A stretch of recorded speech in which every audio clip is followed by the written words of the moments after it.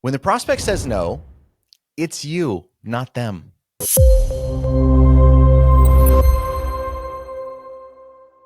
Ladies and gentlemen, boys and girls, welcome to another episode of the Perfect RIA Podcast. I'm your co-host, Matthew Jarvis, and with me, as always, the man, the myth, the legend, Micah Shilanski. Micah, how are you, my friend? Jarvis, just another day in paradise, bud. Super excited to jump into this topic today, really talking about prospects, because this is something that I see. We talked about it previously on multiple other podcasts. This is something I see time and time again is advisors do not know their numbers. That means they lie to themselves about what's actually happening in their practices, not maliciously, but it's still inaccurate, right? That they're telling themselves what's going on, and it leads to really bad results. And so I'm really excited to kind of jump into this and say, what are these 100+ things? Don't worry, we won't go through all 100, but because there's just not today, yeah. But there's so many things that has to happen for someone to say yes.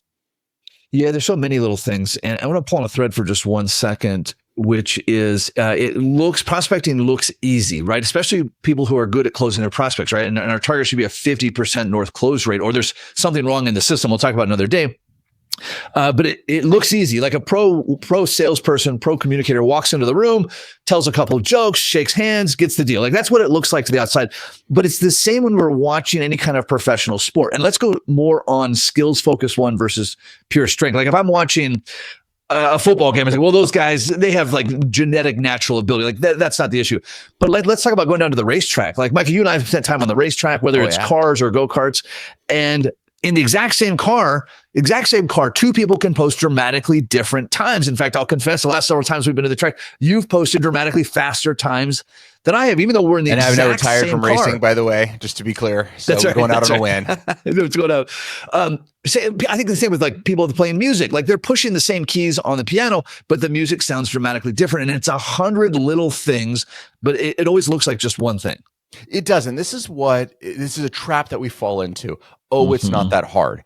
Whenever you say that in your mind, right, that is a good for me. It's like, oop, hit the pause button. There's probably something I'm missing here to do it. Now, could I do it? Yes. Am I going to do it well? Probably not, right? And in order to do something well, it takes a lot. Now, there are some people that have natural charisma that just connect easier with people than others. For example, that's not me. I don't connect naturally with other people. I just don't. And Jarvis is like, yeah, this guy's hard as hell to get along with. It's just something that is not a gift that I have. So it's something I have to be very intentional about when meeting with people, when talking to them, when working with prospects, and getting in that mindset of how to be able to communicate with them. But it's not something that comes naturally. So the great news is this is a skill that you can learn. Yeah. And wherever you're at in your prospecting abilities, we can all get better. That's the beautiful thing about prospecting. Like maybe you and I, we can't become Alex Hormozi or someone crazy good, but we always can get better. But it's not on anything easy.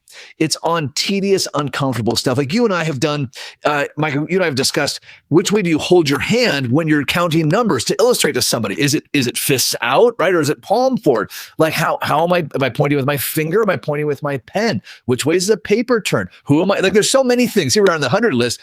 None of them are fun, right? But they all lead to better results.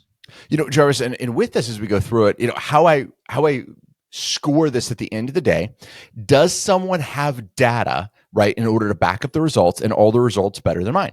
And if the answer is yes and yes, then great, their way is better. Just hands down. This isn't subjective anymore. It's objective, right? Now, when we don't have data, it becomes subjective, which becomes really challenging. And this is where advisors make a mistake in lying to themselves. And again, I think I brought this up in the previous couple of podcasts, but I was talking to yet another advisor this last week. And he's like, man, I got this great closing process. And so actually I'm going to record it with him. I'm very excited to go through and see what it is. But as I chatted with him a little bit more about what his numbers were, he didn't really know. And so it's like, okay, you think this is an amazing process, and it could be like, this could be a really cool thing. Like, and I'm excited to meet with him, but he doesn't have the data to back it up. And so that's always a little troubling for me. Maybe it's just because I have this trust and integrity issue kind of thing, but I want to see data with this. And this is where I'm going to push advisors. We talked about it previously, but you got to have the data and you got to track these things. And then when you're talking to other people, right, and they come up with this great idea, you should be able to say, great, how did that work for you in your practice? How did you deliver that in your last meeting, in your last 5 meetings? How did it work with last 10 prospects, right? You should probe a little bit more and see, is this a really cool gee whiz idea that sounds good in theory and does not work in application? Or is this something that actually communicates value to clients?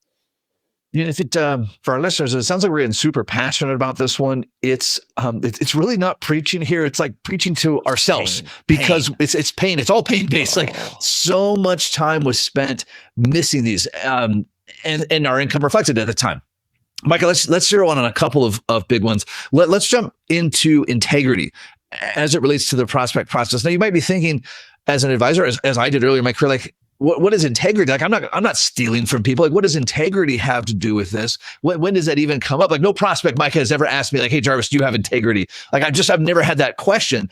And yet integrity. Well, it's because you have it on your corporate values behind you, right? It says, I have integrity. It's like, oh, now we know he has integrity. This is great. It's in bold and italicized. Amazing. There we go. Well, yeah.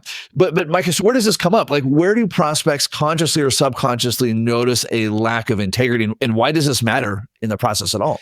Well, so Jarvis, if we dial down to this, and I know you know this, like, what is the prospect client asking at the end of the day? Can I give you my entire life savings and have you not screw it up? Right. That's what they're going for. Right now, consciously or subconsciously, this is their main concern that they have when they're working with you. Okay, great. So what are ways that they're going to validate that? Well, do you do what you say you're going to do? Right. If you say you're going to call at 9, what time did you actually call? Everything counts. Right? Do you show up dressed like a slob? Do you show up as a professional? Now, I'm a suit and tie kind of guy. It's just the way I am. Now, I know a lot of stuff is changing in the industry where there are successful advisors that don't do suit and tie. That's just not the camp I'm in. But, again, when a client shows up, are you meeting and exceeding their expectations so they can trust you with these things? So, Jarvis, it's showing up on time. It's going to be your dress. It's how you hold yourself, how you answer the questions, your mindset that you come into this meeting with. All of these things count towards your integrity value at the end of the day. Or you could potentially put respect in there as well, by the way. It's a respect meter that's going up and down to see where is that with you. Yeah, the other places this integrity would come up, Micah, and I made this mistake again and again earlier in my career, is bullshitting answers. Oh, right. Yeah. So I wanted to impress the prospect, I wanted to impress the client or a team member, and they would ask this. Actually, my God, this one really particular one comes to mind. Very, very early in my career, like maybe my first couple of months in the career. A client called and he says, "Hey, Matthew, what time do mutual funds trade each day?" Like, he wanted to know the cutoff of mutual funds, or he wanted to, like, how many times during the day they were priced. And so I made up some bullshit answer, and he's like, "No, mutual funds trade at the end of the day." Like, why? What do you mean they trade throughout? No, the mutual funds trade at the end of the day. Yeah. And I just had totally made it up. I totally made it up. And it was such a painful, I had so much respect for this guy too. Luckily, he had enough respect for my dad that he didn't just, like, chop me over the head on that one. But we can't ever make up answers because it's lying. It's lying. Yeah. Like, I lied to that guy, right? Now, it might be like, a liable omission versus, I don't even know, but that's a lie. And so we can't ever make up answers. What do we do instead? Boy, that's a really great question. I could give you a back of the napkin answer to that, but I want to do a little bit more research. Can I call you back on Tuesday with that answer, right? Which now ties together about a bunch of other integrity issues. Yeah, this is like really important too. I was helping a client recently, and they have a property in Alaska. They're trying to sell it, but they're trying to build a home in the lower 48. We need to get financing for it, right? We've all done these things with clients. And I said, hey, the really big thing we're going to watch out for in this financing is your DTI, the debt income ratio, and we got to be careful in what it is. Now, I have an idea of what I think the bank was going to have for that, and I could just say, hey, we should keep it around kind of 40%, or kind of the pro move is say, hey, let's go talk to a banker now before you make this deal. Let's go bring them in. I want this in writing what their requirements are so we can make sure we exceed them, right? And now we're setting this up for success with the client. Whereas in my amateur, I said, no, I looked it up. It should be around 40%. It's A, B, and C, blah, blah, blah. That's how it's so rookie move. No, the pro move is, no, let's bring them in this. Let's get what the actual numbers are. Let's start this process a little bit sooner. And you don't, and I'm really using the term rookie and pro move here intentionally, because by coming up and stating all of the answers, even if you are correct, does not mean that is the pro move. That does not build integrity and respect all the time, just having the right answer, which pisses me off, by the way. But anyways, it just doesn't. And it's hard for me to grasp that, but it just doesn't. And part of that sometimes pro move is taking that pause when answering that question. Say, hey, let's bring in A, B, and C, and let's make sure we're getting you the right information so this gets done correctly. Jarvis, I have never, ever brought that up to a client and they had any pushback whatsoever. No, because you're making awareness, you're raising awareness of the issue, and then saying, here's how we're going to solve that issue, right? Yeah. And I want to pull on that thread real quick. Please. You are answering the question, by the way. Right. So this is 100%. Another thing that I totally missed up dealing with prospects. I thought the answer to the question had to be like, okay, how much can I take out a retirement distribution? It's X dollars, right? No, that's not the answer. You have to address the question in a way that answers the question. And sometimes that means you don't have a number. You don't. Next. But hey, here's how we're going to get to that number. I am answering the question. Yeah. And I always have advice. I'm not giving them options, but I want to, on that note of integrity too, is I never want to be wrong. So one of kind of my rules, and this helps me to not ever bluff in that example I gave earlier. I never want to be wrong. This doesn't mean I never make mistakes. I definitely make mistakes. Micah can attest to that. By the way. It's long. But I never want to be wrong, which is, again, to your example of, hey, we're going to talk to the bank. They're going to be concerned about your debt to income ratio. We're going to ask the bank where their line is at right now because it moves. Or an example, like I never do any kind of market prognostication. What are interest rates going to do? What's the market going to do? I never predict any of that because I don't want to be wrong on it. And maybe it's just because I'm bad at predicting. I don't know. But by not predicting, I can never be wrong. That's where I can just say, hey, let's go back to the war chest. What are the odds that this is going to get solved in 5 years? Pretty good. We'll give some examples. Great news. We have a 5-year war chest. Like I never have to be wrong. And so those are just rules for myself. Like I can't ever promise something I'm not going to do. And I never want to be wrong. Micah, please. And Jarvis, this isn't just about you being wrong. It's about setting the proper expectations for the client. Now these come together, which is beautiful, right? Yeah. But you really have to set these expectations for the client to set them up for success. Because if you set the right expectation that a client gets a win, then they get another win, then they get another win, then they get another win. This is all really good stuff. Something as simple as saying, oh, I don't know, DTI is probably 50%, and the client blows a bunch of money, and all of a sudden the bank comes back and says it's 39% is what the ratio needs to be. You set that client up for failure. Versus saying, hey, let's bring them in and ask. Now, this could be a mortgage thing. This could be a real estate deal. This could be a tax thing. This could be an investment distribution question. This could be when to turn on Social Security. Like there's a whole lot of areas all of this comes back to, but we want to set the client up for success. Yeah. Yeah, and I'm glad you highlighted because this isn't like an ego thing. Like, hey, I'm always right and I'm never wrong. It's to your point. I always want to set the client up for success. Mike, another piece on integrity. This counts in the prospect process. It counts with clients. It counts with your team. Is doing what you said you were going to do, which I think kind of segues into the dishwasher rule as well. But I never want to leave, or almost never want to leave a client meeting or a prospect meeting or even a team meeting without some sort of demonstration that I do what I say I'm going to do. And here's where I've been caught on this. Hey, Micah, I'll check in on that for you. Which then I get out of the meeting, I'm like, you know what? That was kind of just an offhanded comment. Like, I'm not really going to check in on that. Which, Mike, you may or may not follow back up on that. But some part of you is going to notice, hey, Jarvis said he was going to check on this, and I never heard back from him. Especially if I'm like, hey, listen, I'll check on that. If it's an issue, I'll let you know. Like, that's a terrible example because now you never know. Was there an issue and you forgot to tell me? Did you forget to check on it? Or was there no issue? That's where I'd say, hey, Micah, I'm going to check on this. I'm going to have an answer by email on Wednesday. Is that okay with you? Right. And so I've got to be able to demonstrate that integrity consistently. 100%. And if that's something like we do a lot of follow up with clients, estate planning attorneys, and most of them suck in communication. If you have a good one, man, let me know. They could do great in document drafting. Like, I'm not arguing that, but their communication lacks. And so one of the things we do is we follow up with them all the time.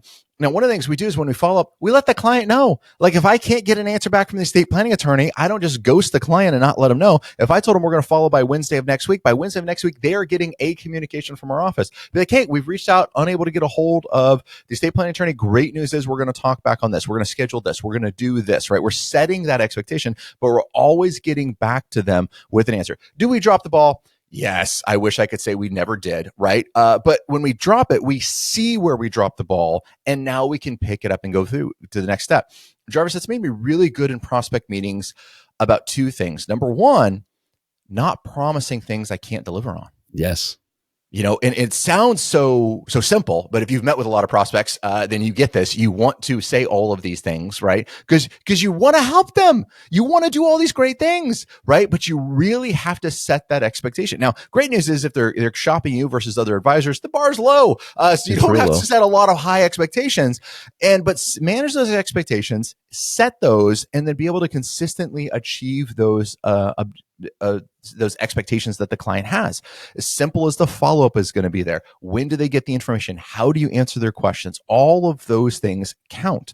And I got to say, those little things are big difference in close ratios. A huge difference in close ratios. Another thing that took me a long time to realize is that I have to want the client, or the prospect in this case, to be successful more than I want them as a client.